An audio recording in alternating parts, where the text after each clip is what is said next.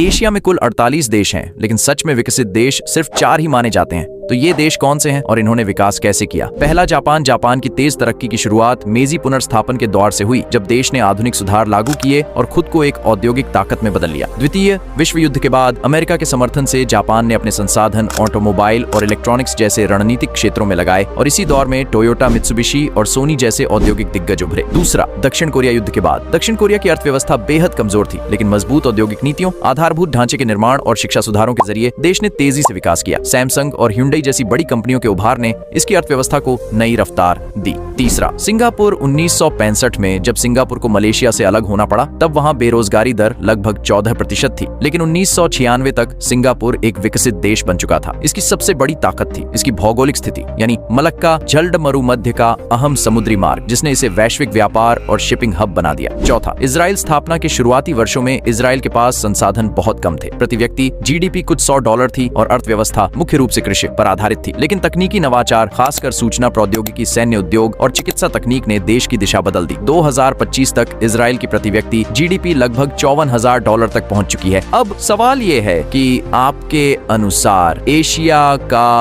अगला विकसित देश कौन सा होगा?